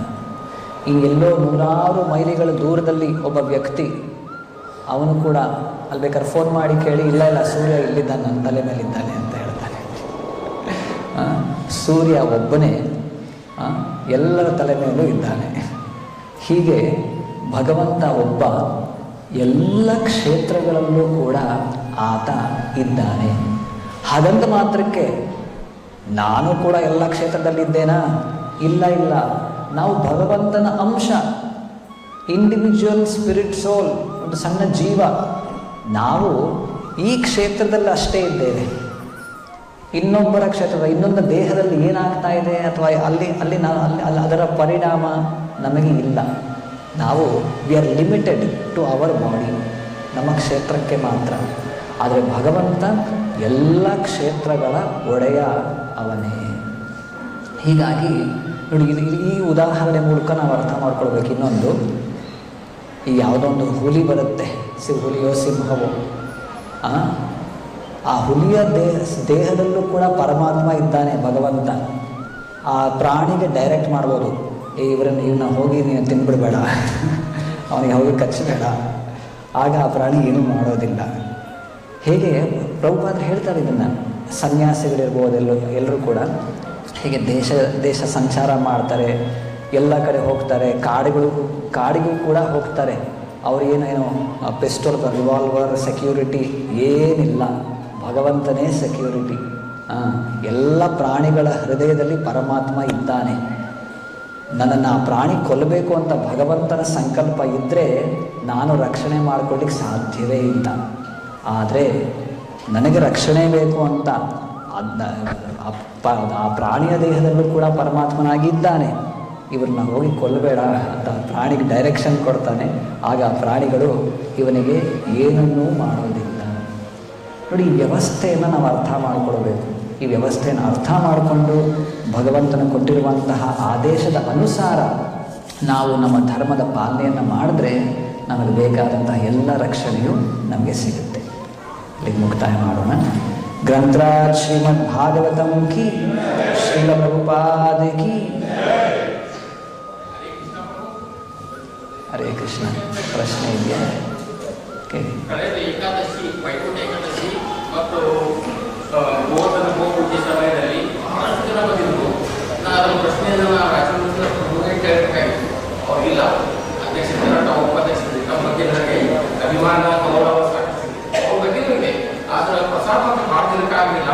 500 ಜನ ಹೊರಗೆ ಹಾಕಿ 78 ಜನ ಪ್ರಸಾದ ಹಾಕಿದ್ರು. ಮನೆ ರಾತ್ರಿ 10 ಗಂಟೆ ಸಮಯ ಅಕ್ಷಯ ಪಾತ್ರದವರು ಒಳ್ಳೆ ಪ್ರಸಾದಗಳನ್ನು ಮಾಡ್ಕಳಿಸ್ತಾರೆ, ಸಾಕಷ್ಟು ಕಳಿಸ್ತಾರೆ, ಸಮಯಕ್ಕೆ ಕಳಿಸ್ತಾರೆ. ಆಗ ಇಲ್ಲಿ ಅಸ್ತವ್ಯಸ್ತ ಆಗ್ತದೆ ಮಂದಿರದಲ್ಲಿ. ನನ್ನ ಸ್ವಲ್ಪ ದುಃಖ ಆಯ್ತದೆ. ಆ ರಾತ್ರಿ 10 ಗಂಟೆ ನನಗೂ ವೀಕ್ನೆಸ್ ಬರೋಕೆ ಸ್ವಲ್ಪ ಶಕ್ತನ ಕಾಣಿಸ್ಕೊಳಕ್ಕೆ ಯಾಕೆ ಮಾಡ್ತೀನಿ ಅಂತ ನಾನು ಕೇಳಿದೆ. ಪ್ರಭು ಮಹಾಪ್ರಸಾದ ಅಕ್ಷಯ ಶುದ್ಧ ಪ್ರಸಾದ ಪರಿಸ್ಥಿತಿ ಈಗ ಶುದ್ಧ ಪ್ರಸಾದ ಜೀರೋ ಮಹಾಪ್ರಭು 4-5 ಮಾಡ್ತಿದ್ರು. ನೀವು ಸಹಜ ರಿವಾರ್ಡ್ಸ್ ಬಂದಾಗ ಆವಾಗಿನ ಕಾಲಕ್ಕೆ 4-5 ವರ್ಷ ಮುಂದೆ 6 ಐಟಮ್ ಹಾಕ್ತಿದ್ರು. ಚಪಾತಿ, ಪಲ್ಯ, ಭಾಜಿ, ಕಾಂದ ಬಜ್ಜಿ, ಉಳ್ಳಾಗಡ್ಡೆಲ್ಲ ಜಾತಿ ಬಜ್ಜಿ ಹಾಕ್ತಿದ್ರು. ಇಲ್ಲಿ ನೋಡಿ ನಾವೆಲ್ಲ ಸಾಕಷ್ಟು ಅನುಭವ ಈಗೆಲ್ಲ ಶೂನ್ಯ ಪ್ರಸಾದ ಬಂದ ಪರಿಸ್ಥಿತಿ. ಇಲ್ಲಿ ಬಗ್ಗೆ ಕಡಿಮೆ ಅದು ಒಂದೇ ಸಲ ಗೋವರ್ಧನ ಭಾಳ ಜನ ಸಾಕಿದ್ರು. 5-6 ಜನ ಹೊರಗೆ ಹಾಕಿ ಕೇವಲ 70 ಮಂದಿ ಹಾಕಿದ್ರು. ನಮ್ಮ ಬೋನಸ್ ಒಳಗೆ ಇರ್ತಾರಲ್ಲ ಅವ್ರು ಇದ್ರು. ನಾನು ಕೇಳಿದ್ರೆ ನಾನು ಇದು ಕ್ಯಾಕ್ ಮಾಡ್ತೀನಿ, ಬೇರೆ ಯಾಕೆ ಪರಿಸ್ಥಿತಿ ಪ್ರಿಂಟ್ ಮಾಡ್ತಾ ಬಿಟ್ಬಿಟ್ಟಿದ್ದಲ್ಲ. ಆ ಶೂನ್ಯ ಪ್ರಸಾದ ಬಂದ ಪರಿಸ್ಥಿತಿ ಅಂತ ಅಂತ ಹೇಳಿದ ಒಬ್ಬ ಭಕ್ತ ನಿಮ್ಮ ಮಕ್ಕಳೊಳಗೆ ಒಬ್ಬರು ಬಂಧಿಸಿ ನಮ್ಮ ಅನಂತ ಪ್ರಕಾಶ ಮಗನಿಗೆ ನಮ್ಮ ಮಗ ತಪ್ಪಾಗ್ತದೆ, ನಾನು ಮಾಡ್ದಾಗತ್ತದಂತ ಇಂಥ ತಪ್ಪು ಎಷ್ಟೋ ನೀವು ಮಾಡ್ತೀರಿ, ಬಂದು ಹರ್ಗ ಮುಂಚಿಡ್ತೀನಿ. ಭಕ್ತರಿಗೆ ಹಾಕಿಲ್ಲ. 500 ಜನ ವನಮಾನ ಕಾಡ ತುಂಬಿತ್ತು. ಹೊರಗೆ ಹೋಗ್ಬಿಟ್ಟು ಪ್ರಸಾದ ಇಲ್ಲ, ನಾವು ಹೋಗ್ಬಿಟ್ಟು ನನಗೆ ಒಂದು ಕೂಪನ್ ಸಿಗಲಿಲ್ಲ. ರಾತ್ರಿ ಶಾಸ್ತ್ರೂ ಕೇಳಿದೆ, ಇಲ್ಲ ಪಾಠಸ್ಥ ಪ್ರಭು ಕೇಳಿದ್ರಿ, ಅವ್ರ ಭಕ್ತ ಪ್ರಭು ಉದ್ದೇಶಿಸ್ಕೊಂಡು ಅದು ಸುಮ್ಮನೆ ₹100 ಅಷ್ಟು ಜನ ಅಷ್ಟು ಜನ ಹೊರಗೆ ಹಾಕಿ ಇದು ದೊಡ್ಡ ಸಲ ಘನತೆ ಗೌರವ ಬರಬಾರ್ದಾಗಿತ್ತು. ನಾನು ರಾಜ್ಯದ ಪ್ರಭು ಕೇಳ್ತೀನಿ ಅವಾಗ ಮಾತಾಡ್ದೆ. ನಮ್ಮ ನಿವೇದಗೌಡ ಪ್ರಭುಗಳಿದ್ದಾಗಲೇ ಸರಿ ಇದು ಮಾಡ್ಕೊಳ್ತಿಲ್ಲ. ಈಚೆಗೆ 4-5 ವರ್ಷ ಎಲ್ಲ ಆಗಿರ್ಬೋದು ಇಚ್ಛಾ ತಗೊಂಡು ನಾನು ಅನುಕೂಲ ನನಗೆ ಹೇಳ್ತಾರೆ. ನನ್ನ ಮಕ್ಕಳು ಮಂದಿರ ಬಂದು ಭಕ್ತರಾಗಿ ನೀವು 18 ವರ್ಷದಿಂದ ಬರ್ತಾ ಇದ್ದೀನಿ. ಇಲ್ಲಿ 2 ಮಕ್ಕಳು ಕರ್ಕೊಂಡು ಬರ್ತಾ ನೀವು ನೋಡಿರಿ. 2 ಮಕ್ಕಳು ಮನವಿ ಮಾಡಿ 17 ವರ್ಷ ನಡ್ತಾ ಇದೆ. ನನಗೆ ಪರಿಸ್ಥಿತಿ ನೋಡಿಲ್ಲ. ದಯಮಾಡಿ ಸುಧಾರಿಸ್ಬೇಕಂತ ಹೇಳ್ತೀನಿ. ನೀವು ಉಪಾಧ್ಯಕ್ಷರಿಗೆ ಅವ್ರಿಗೆ ಕೇಳ್ತೀನಿ. ಕೇಳ್ತಿರ್ತಂತ ಮುಂದಿನ ಇವಾಗ ಆಗಿಲ್ಲ ಈ ಪರ್ಯಾಯ ಹೋಗ್ಬೇಕಾದ್ರೆ ನಾವು ಅಲ್ಲಿ ಬೆಟ್ಟಗಳಲ್ಲಿ ಹೋಗ್ಬೇಕಾಗಿದೆ. ಸೋಮವಾರ ನಮ್ಮ ಮನೆಯಲ್ಲಿ ನಾನು ದೀಪಾವಳಿ ಆಚರಿಸ್ತೀನಿ. ನಾವು ಸೂರ್ಯ ಕ್ಷತ್ರಿಯ ಧರ್ಮದವರು ನಾವು ಏನೋ ಕೇಳ್ತೀವಿ. ನಾವು ಏನು ಕೇಳ್ತಿದ್ರು ನಾವು ಇರಲಿಲ್ಲ. ಆಗ ನಿಮ್ಮ ಮಕ್ಕಳು ಹೇಳ್ತಾರೆ, ಮುಚ್ಚಿಡ್ತಾರೆ. ಇನ್ನು ಹಂಚಿಟ್ಟು ಮೊದಲು ಹೇಳ್ತಾರೆ ಎಷ್ಟೋ ಬಾರಿ ನೋಡಿ ಅದನ್ನು ತಿಳಿದಿಲ್ಲ ಇಲ್ಲ ಅವರಿಗೆ. ಈ ಮನಸ್ಸಿಗೆ ನಾನು ಪ್ರಭು ಕೇಳ್ತಾರೆ ಅವ್ರಿಗೆ ಹೋಗಿ ವೈಯಕ್ತಿಕ ಕೆಲಸಕ್ಕೆ ಹೋಗಿ ಇದನ್ನು ಸುಧಾರಿಸಿದ್ರು. ದಯಮಾಡಿ ಹೇಳ್ತೀನಿ, ಸುಧಾರಿಸ್ಬೇಕು. ಮಾಡ್ತಾ ಇದ್ದಾರೆ, ಭಾಳ ಜನ ಮಾಡ್ತಾ ಇದ್ದಾರೆ. ಈಗ ಬರಲಿ ಹಾಕಿ ಯೋಚನೆ ಮಾಡ್ತೀನಿ. 500 ಜನಕ್ಕೆ ತಿಳಿಸು ವ್ಯವಸ್ಥೆ ಮಾಡಿ ಸಾಯ್ತೇನೋ ಅಂತ. ನಾನು कोई कहा है खाने वाले का नाम भगवान के नाम गुरु प्रसाद बनता है, वो सबको प्रोत्साहन करता है। ये बड़ा अजीब की बात है, ये बड़ी शर्म की बात भी है। थोड़ा ಹರೇ ಕುಳಿತುಕೊಳ್ಳಿ. ಕೆಲವೊಂದು ಅಂಶಗಳು ನನಗೇನು ಅರ್ಥ ಆಯಿತು ಹೇಳ್ತೇನೆ. ಮೊದಲನೆಯದು, ಒಂದು ಅದೇ ಪ್ರಸಾದ ಯಾರಿಗೆ ಸಿಕ್ಕಿಲ್ಲ ಅದಕ್ಕೆ ದೇವಸ್ಥಾನದ ವತಿಯಿಂದ ಕ್ಷಮೆಯನ್ನು ಯಾಚಿಸ್ತೇವೆ. ಎರಡನೆಯದು ಇನ್ನೊಂದು ಯಾವುದು, 18 ವರ್ಷಗಳಿಂದ ಬರ್ತಿದ್ದೀರಿ. ನಮ್ಮ ದೇವಸ್ಥಾನದಲ್ಲಿ ತಿಂಗಳಿಗೆ ಒಂದು ಫೆಸ್ಟಿವಲ್ ಇರುತ್ತೆ. ಅಂದರೆ ವರ್ಷಕ್ಕೆ 12 ಹಬ್ಬಗಳು. ಎಷ್ಟು ಫೆಸ್ಟಿವಲ್ಸಲ್ಲಿ ಈ ರೀತಿ ಪ್ರಸಾದದ ಒಂದು ಪ್ರಾಬ್ಲಮ್ ಆಗಿದೆ, ಪ್ರತಿಯೊಂದರಲ್ಲೂ ಆಗತ್ತಾ? ಕೆಲವೊಮ್ಮೆ ಆದಾಗ ನಾವು ಅದನ್ನು ಏನು ನಾವು ಹೇಳ್ತೀವಲ್ಲ ಸಹಿಸ್ಕೊಳ್ಬೇಕಾಗುತ್ತೆ. ಕೆಲವೊಮ್ಮೆ ಇದು 2 ಪರ್ಸ್ಪೆಕ್ಟಿವ್ ನಾನು ಹೇಳ್ತೇನೆ. ಒಂದು ಮ್ಯಾನೇಜ್ಮೆಂಟ್ ಪರ್ಸ್ಪೆಕ್ಟಿವಲ್ಲಿ ಹೌದು ಇಂಪ್ರೂವ್ಮೆಂಟ್ ಮಾಡಿಕೊಳ್ಬೇಕು, ವ್ಯವಸ್ಥೆ ಆಗಬೇಕು, ಅದೆಲ್ಲೂ ಕೂಡ ಇದೆ. ಖಂಡಿತ ನೀವು ಮಾತನ್ನು ತಗೊಂಡು ಪ್ರಭುಗಳಿಗೆ ಇದನ್ನು ಮುಟ್ಟಿಸ್ತೇವೆ. ನೆಕ್ಸ್ಟ್ ಟೈಮ್ ಈ ರೀತಿ ಆಗದೇ ಇರೋ ರೀತಿ ಒಂದು ವ್ಯವಸ್ಥೆಯನ್ನು ಮಾಡಲಿಕ್ಕೆ ನಾವು ಪ್ರಯತ್ನ ಪಡ್ತೇವೆ. ಆದರೆ 100% ಗ್ಯಾರಂಟಿ ನಮಗೂ ಕೊಡಲಿಕ್ಕೆ ಆಗೋದಿಲ್ಲ. ಪ್ರಯತ್ನ ಮಾಡ್ತೇವೆ ನಮ್ಮ ಪ್ರಯತ್ನವನ್ನು. ಇನ್ನು ಆಡಿಯನ್ಸ್ ಪರ್ಸ್ಪೆಕ್ಟಿವ್ ಅಥವಾ ಡಿವೋಟೀಸ್ ಪರ್ಸ್ಪೆಕ್ಟಿವ್ನಲ್ಲಿ ಹೇಳಬೇಕಂದ್ರೆ, ಕೆಲವೊಮ್ಮೆ ಈ ರೀತಿ ಆದಾಗ ನಾವು ಟಾಲರೆನ್ಸ್ ಸಹಿಸ್ಕೊಳ್ಬೇಕಾಗತ್ತೆ. ಇಲ್ಲೇ ನಮ್ಮ ದೇವಸ್ಥಾನದಲ್ಲೂ ಕೂಡ ಭಕ್ತರಿದ್ದಾರೆ. ಕೆಲವೊಮ್ಮೆ ಪ್ರಸಾದ ಹೆಚ್ಚು ಕಡಿಮೆ ಆಗುತ್ತೆ. ಎಷ್ಟೋ ಸರ್ತಿ ನಾವು ಪ್ರಸಾದಂ ಹಾಲ್ಗೆ ಹೋದಾಗ ಅಲ್ಲಿ ಸಬ್ಜಿ ಖಾಲಿ ಆಗಿಬಿಟ್ಟಿರುತ್ತೆ, ಚಪಾತಿ ಖಾಲಿ ಆಗಿಬಿಟ್ಟಿರುತ್ತೆ. ಏನು ಮಾಡಬೇಕವಾಗ? ಕೃಷ್ಣ, ಇವತ್ತು ನನ್ನ ಪಾಲು ಇಷ್ಟೇ ಅಂತ ಒಪ್ಕೊಳ್ಬೇಕಾಗುತ್ತೆ. ಈ ರೀತಿ ಇದನ್ನೇ ನಮಗೆ ಈ ಎಲ್ಲ ವ್ಯವಸ್ಥೆ ಮೂಲಕ ನಾವು ಕಲಿಬೇಕಾಗಿರುವಂಥ ಒಂದು ಪಾಠ. ಎಷ್ಟೋ ಬಾರಿ ನಮಗೆ ತೊಂದರೆಗಳು ಜಾಸ್ತಿ ಇರುತ್ತೆ, ಇನ್ನೆಷ್ಟೋ ಬಾರಿ ನಮಗೆ ಸಿಗ್ತಿರುವಂಥ ಒಂದು ಸವಲತ್ತು ಅದು ಎಷ್ಟು ಹೆಚ್ಚು ಕಡಿಮೆ ಇರುತ್ತೆ. ಈ ಎಲ್ಲವನ್ನು ಕೂಡ 100% ಮೆಟೀರಿಯಲ್ ವರ್ಲ್ಡ್, ಈ ಭೌತಿಕ ಜಗತ್ತಿನಲ್ಲಿ ಸರಿದೂಗಿಸಲಿಕ್ಕೆ ಯಾರಿಗೂ ಸಾಧ್ಯ ಇಲ್ಲ. ಇರುವ ವ್ಯವಸ್ಥೆಯನ್ನು ನಾವು ಉಪಯೋಗಿಸ್ಕೊಳ್ಬೇಕು. ಅಲ್ಲಿ ಏನಾದರೂ ತೊಂದರೆಗಳಿದ್ದರೆ ಅದನ್ನು ಸಹಿಸ್ಕೊಳ್ಬೇಕು. ಇದೇ ಸಹಬಾಳ್ವೆ, ಅಥವಾ ನಾವೀಗ ಮಾತಾಡುವ ಒಂದು ಕುಟುಂಬದ ವ್ಯವಸ್ಥೆ. ಈ ಭೌತಿಕ ಜಗತ್ತು ಸೃಷ್ಟಿಯಾಗಿರೋದೇ ಹೀಗೆ. ಹಾಗಾಗಿ ಈಗ ದೇವಸ್ಥಾನಕ್ಕೆ ಬರ್ತೇವೆ, ಇಲ್ಲಿ ಎಷ್ಟೋ ಒಂದು ವ್ಯವಸ್ಥೆ ಇದೆ. ಏನು? ಇಲ್ಲಿ ಎಲ್ಲ ಭಕ್ತರು ಸೇರಿ ಸಂಕೀರ್ತನೆ ಮಾಡುವಂಥ ಒಂದು ವ್ಯವಸ್ಥೆ ಇದೆ. ಇಲ್ಲಿ ಕೃಷ್ಣ ಕಥಾ, ಭಾಗವತ ಕಥಾ ಕೇಳುವಂಥ ಒಂದು ವ್ಯವಸ್ಥೆ ಇದೆ. ನಾವು ಕಣ್ತುಂಬ ಸುಂದರವಾದ ಭಗವಂತನ ರೂಪವನ್ನು ದರ್ಶನ ಮಾಡುವಂಥ ಒಂದು ವ್ಯವಸ್ಥೆ ಇದೆ. ಅದೇ ರೀತಿ ಪ್ರಸಾದದ ಒಂದು ವ್ಯವಸ್ಥೆಯೂ ಇದೆ. ಕೆಲವೊಮ್ಮೆ ಯಾವುದೋ ಒಂದು ವ್ಯವಸ್ಥೆಯಲ್ಲಿ ಲೋಪ ದೋಷ ಉಂಟಾದಾಗ ನಾವು ಅದನ್ನು ಸಹಿಸ್ಕೊಳ್ಬೇಕಾಗತ್ತೆ, ಟಾಲ್ರೇಟ್ ಮಾಡಬೇಕಾಗತ್ತೆ. ಟಾಲ್ರೇಟ್ ಮಾಡಿ ಅಲ್ಲಿಗೆ ನಿಲ್ಲಿಸಿ ಅಂತ ನಾವು ಹೇಳೋದಿಲ್ಲ. ಹೀಗೆ ಹೇಳಿದ್ರಲ್ಲ, ಬಂದು ಈ ಸುದ್ದಿಯನ್ನು ಮುಗಿಸಿದ್ರಿ, ಒಳ್ಳೆಯದು. ಅದೇ ರೀತಿ ಪ್ರತಿಯೊಬ್ಬರು ನಾವು ಇದನ್ನೇ ಹೇಳೋದು, ವಿ ಶುಡ್ ಆ್ಯಕ್ಟ್ ವಿತಿನ್ ವೈಷ್ಣವ ಎಟಿಕೇಟ್ಸ್. ನಾವು ವಿನಮ್ರತೆಯಿಂದ ಯಾರು ಅಧಿಕಾರಿಗಳಿಗೆ ಅವರಿಗೆ ಒಂದು ಸುದ್ದಿಯನ್ನು ಮುಟ್ಟಿಸೋದು. ಆಮೇಲೆ ಆ್ಯಕ್ಷನ್ ಎಷ್ಟೋ ಆಗುತ್ತೆ, ಅವರು ಪ್ರಯತ್ನ ಪಡ್ತಾರೆ, ಎಷ್ಟೋ ಸಕ್ಸಸ್ ಆಗುತ್ತೆ, ಎಷ್ಟೋ ಫೇಲಿಯರ್ ಆಗುತ್ತೆ, ಅದು ನಮ್ಮ ಕಡೆ ಇಲ್ಲ. ಹಾಗಾಗಿ ನಾವು ಹೇಳುವಂಥ ನಮ್ಮ ಡ್ಯೂಟಿಯನ್ನು ನಾವು ಮಾಡ್ತೇವೆ. ಅದಾದ ನಂತರ ಅಂತೂ ವ್ಯವಸ್ಥೆ ಸರಿ ಇಲ್ಲ ಅಂದರೆ, ಯಾಕಂದರೆ ಈಗ ಹೇಳಿದ್ದೀರಿ ಇಷ್ಟು ಮೇಲೆ ನಾನಂತೂ ಗ್ಯಾರಂಟಿ ಕೊಡಲಿಕ್ಕಾಗಲ್ಲ, ನೆಕ್ಸ್ಟ್ ಫೆಸ್ಟಿವಲ್ ಶಾರ್ಟೇಜ್ ಬರೋದೇ ಇಲ್ಲ, ಅದು ಮನುಷ್ಯರ ಕೈಲಿ ಸಾಧ್ಯ ಇಲ್ಲ. ಈ ಸುದ್ದಿಯನ್ನು ಅಧ್ಯಕ್ಷರಿಗೆ ಮುಟ್ಟಿಸ್ತೇವೆ. ಅಲ್ಲಿ ಸಂಬಂಧಪಟ್ಟ ಭಕ್ತರಿಗೂ ಕೂಡ ನಾವು ಹೇಳ್ತೇವೆ, ಅವ್ರಿಗೇನು ಪ್ರಾಬ್ಲಮ್ ಅಥವಾ ತೊಂದರೆ ಇದೆ ಅವ್ರಿಗೆ ಸಹಾಯ ಮಾಡಲಿಕ್ಕೆ, ವ್ಯವಸ್ಥೆಯನ್ನು ಮಾಡಲಿಕ್ಕೆ ಪ್ರಯತ್ನ ಪಡ್ತೇವೆ. ಅಷ್ಟರ ಮೇಲೂ ಏನಾದರೂ ಪ್ರಾಬ್ಲಮ್ ಆದರೆ ರಿಕ್ವೆಸ್ಟ್ ಅಷ್ಟೇ. ಅಥವಾ ಇನ್ನೊಂದು ರೀತಿ ಯಾವ್ದು ಹೇಳ್ಬೋದು, ಯಾವ ರೀತಿ ಸಹಾಯ ಮಾಡಲಿಕ್ಕಾಗತ್ತೆ ಆ ರೀತಿ ಸಹಾಯ ಮಾಡಲಿಕ್ಕೂ ಕೂಡ ಭಕ್ತರು ಕೂಡ ತಯಾರಾಗಿದ್ದರೆ. ಇಲ್ಲೇ ಒಂದು ಅಡುಗೆ ಮನೆಯ ವ್ಯವಸ್ಥೆ ಇದೆ, ಆ ಸಮಯದಲ್ಲಿ ಯಾರು ಕುಕ್ಕಿಂಗ್ ಯಾರಿಗೆ ಬರುತ್ತೆ ಹೋಗಿ ಅಲ್ಲಿ ಸ್ವಲ್ಪ ಆನ್ ಸ್ಪಾಟ್ ಅಥವಾ ಕ್ವಿಕ್ಕಾಗಿ ಏನು ಮಾಡಲಿಕ್ಕಾಗತ್ತೆ ಸ್ವಲ್ಪ ವ್ಯವಸ್ಥೆ ಮಾಡಿ ಹಂಚಲಿಕ್ಕೆ ಪ್ರಯತ್ನ ಪಡಲಿಕ್ಕೆ ಯಾರಾದರೂ ಮುಂದೆ ಬಂದರೆ ಅದು ಕೂಡ ಈ ಒಂದು ಸಹಾಯ ಆಗುತ್ತೆ ಎಲ್ಲರಿಗೂ ಕೂಡ. ಈ ರೀತಿ ನೀವು ಮಾತನಾಡಿ. ನಿಷ್ಕಿಂಚನ ಪ್ರಭು ಇರ್ತಾರೆ, ಈಗ ಅವರು ನೋಡ್ಕೊಳ್ತಿದ್ದಾರೆ, ರಾಮ್ ಗೋಪಾಲ್ ಪ್ರಭು ಇದ್ದಾರೆ, ಅವ್ರ ಜೊತೆ ಮಾತನಾಡಿ ಏನೋ ಒಂದು ಬಗೆಹರಿಸಿ, ಇದು ಒಂದು ಪ್ರಾಬ್ಲಮ್, ಇದನ್ನು ಬಗೆಹರಿಸೋದು. ಓಕೆನಾ? ಹರೇ ಕೃಷ್ಣ. ಶಿಲ ಪ್ರಭುಪಾದ ಕಿ, ಮಹಾಪ್ರಸಾದಂ ಕಿ.